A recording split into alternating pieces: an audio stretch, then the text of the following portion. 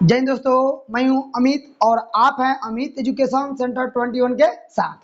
तो जी हाँ दोस्तों, आज हम लोग पढ़ेंगे गोधली जो क्लास 10 का है। यह गोधली पुस्तक के काव्य खंड को हम लोग पढ़ेंगे। यानी काव्य खंड के फर्स्ट चैप्टर का नाम है गुरु नानक। और इस चैप्टर यानी गुरु नानक चैप्टर में गुरु नानक जी क्या बताए हैं अपने कविता के बारे में, अपने काव्य के बारे में, एकदम ही सरल भाषा में हमारे इसी चैनल पे अमित एजुकेशन सेंटर पर सेंटर 21 पर अपलोड किया गया है। अगर आप नहीं देखे तो वहां से जाकर के देख सकते हैं, है ना। और उसका थंबनेल होगा पार्ट 1, ठीक है ना। तो आज हम लोग पढ़ेंगे काव्य खंड के गुरु नानक के प्रश्न उत्तरों के, ठीक है ना। सबसे पहले अगर आपके पास बुक नहीं है तो बुक का एक इंतजाम कर लें। और इंतजाम करने के बाद में यहाँ देख रहे हैं जो गुरु नानक, यहाँ काव्य खंड है और इस काव्य खंड के जो प्रश्न उत्तर है, इस प्रश्न उत्तर को और इंतजाम करने के बाद में आप यहाँ से यानी मेरे चैनल से 2023 बोर्ड एग्जाम 10th की तैयारी को और स्ट्रॉन्ग कर सकते हैं। पहले की अपेक्षा आप अपनी तैयारी को और मजबूत कर सकते हैं। तो चलिए आज हम लोग इस प्रश्न उत्तर को इसी चैनल पे देखेंगे। तो दोस्तों यहाँ पे लिखा हुआ है, कवि किसके बिना जगत में यह जन्म व्यर्थ मानता है। कवि किसके बिना, है ना, इस जगत में व्यर्थ मानता है जन्म। तो कवि कवि का मतलब है गुरु नानक। कवि का मतलब गुरु नानक।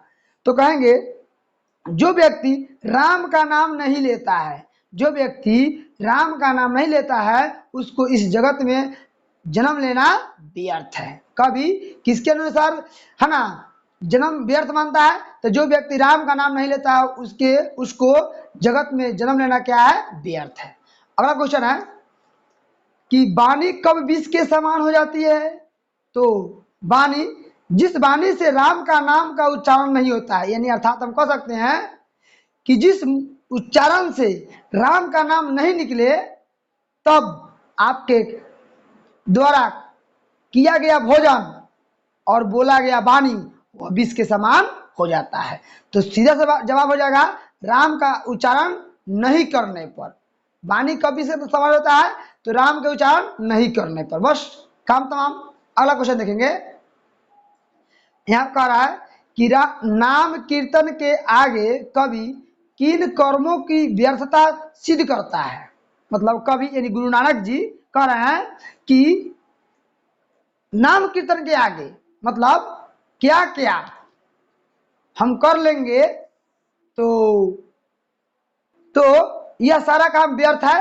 तो बताते हैं कि नाम कीर्तन के आगे कवि यह बता रहे हैं कि जिस व्यक्ति के पास पुस्तक व्याकरण का ज्ञान का बखान होता है, यानी कवि बता रहा है कि जिस व्यक्ति के पास पुस्तक पाठ व्याकरण का ज्ञान का बखान होता है, जो दंड कमंडल का धारण किए हुए है, जो शिखा बढ़ा लिए, शिखा मतलब टीकी, तीर्थ भ्रमण किए हुए, तीर्थ भ्रमण, जाटा बढ़ाना, तन में भस्म लगाना, वसनहीन यानी बिना कपड़ा के होकर नग्न रूप में घूमना इत्यादि कर्म कवि के अनुसार नाम कीर्तन के आगे व्यर्थ माना है। मतलब इसका मतलब यही है, कवि यही बता रहे हैं कि जो मानव बहुत सारे पुस्तक पढ़ लेंगे, उनके बहुत सारे ज्ञान हो जाएंगे, दंड कमंडल ले लेंगे, जटा बढ़ा लेंगे, टिकी बढ़ा लेंगे और वसनहीन बिना कपड़ा के दिन भर घूमेंगे, तो इन कर्मों के आगे कवि क्या माना है,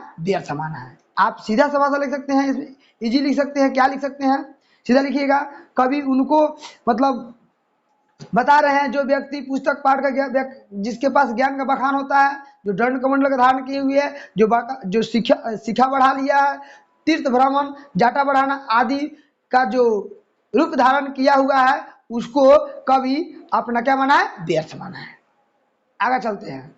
प्रथम पद के आधार पर कवि पर बताएं कि कवि ने अपने युग में धर्म साधना के कैसे कैसे रूप देखे हैं। यानी यह जो है प्रथम पद हुआ, है ना। राम नाम बिनु बीरथे जग जन्मा, और दूसरा जो नर दुख में दुख नहीं माने। तो इस काव्य के अनुसार, है ना, कह रहा है इस काव्य के अनुसार कवि किन किन अपने धर्म साधना को रूप में देखा है। तो इसमें प्रथम पद में यही बताया गया है कि जो व्यक्ति साधु का वेश धारण कर लेता है, दंड कमंडल धारण कर लेता है, वस्त्र त्याग करके नग्न रूप में घूमता है आदि के रूप में कवि जो है धर्म साधना के रूप में देख रहे हैं। तो सीधा लिखिएगा कि प्रथम पद में कवि के अनुसार शिक्षा बढ़ाना, टीकी बढ़ाना, ग्रंथों का पाठ करना, साधु वेश धारण करना, दंड कमंडल धारण करना, वस्त्र त्याग करना, नग्न रूप में घूमना कवि के युग में धर्म साधना के रूप में देख रहे हैं। हो गया, आगे देखेंगे। अगला क्वेश्चन है, हरिरस से कवि का क्या अभिप्राय है? हरिरस, हरिरस यानी इसमें दिया गया है यहाँ पे देखिएगा कि गुरु प्रसादी रखिले जन को हरिरास नानक झोली पिया, यानी गुरु के प्रसाद को हमने रख लिया है ना। यानी कवि बता रहे हैं नानक जी जो हैं यानी हरि के रस को झोली, झोली मतलब घोल करके, नानक जी हरि के रस को घोल कर पी गए हैं। वहीं भाई हरि का रस का अभिप्राय क्या है? तो कवि ने हरि के रस का अभिप्राय यह बताया है कि भगवान के नाम से बढ़कर अन्य धर्म साधना नहीं है। कवि हरिदास का अभिप्राय यह बताया है कि भगवान के नाम से बढ़कर अन्य धर्म साधना कोई नहीं है। अगला क्वेश्चन,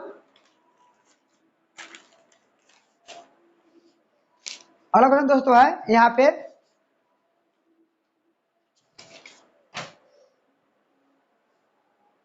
कि कवि की दृष्टि में ब्रह्मा का निवास कहाँ है?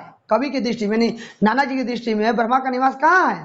तो कवि के अनुसार ब्रह्मा का निवास वहां होता है जहां जो प्राणी यानी व्यक्ति दूसरे के धन को माटी यानी दूसरे के सोना को माटी समझे, ना ही किसी का निंदा और ना ही किसी का बड़ाई करे, सुख और दुख में एक समान रहे आदि में निवास होता है। किसका निवास होता है? तो ब्रह्मा का, ब्रह्मा का निवास होता है। तो जो व्यक्ति ना किसी का बड़ाई करे ना किसी का हिनाई करे है ना, और जो दूसरे के धन को माटी समझे और इतना ही नहीं सुख और दुख में हमेशा समान रहे, उसी में ब्रह्मा का निवास होता है।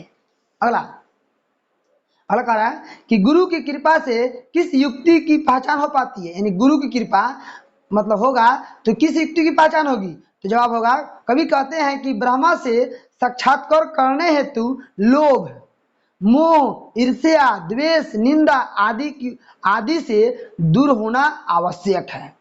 ब्रह्मा की प्राप्ति के लिए इसी युक्ति की पहचान गुरु कृपा से हो पाती है। मतलब कहा गया है कि ब्रह्मा जी का अगर आपको प्राप्ति चाहिए, ब्रह्मा जी को आप चाह रहे हैं, तो सबसे पहले आपको लोभ, मोह, ईर्ष्या, द्वेष, निंदा आदि को त्याग कर देना होगा, तभी आप है ना ब्रह्मा का मतलब कृपा पा सकते हैं, गुरु का कृपा पा सकते हैं।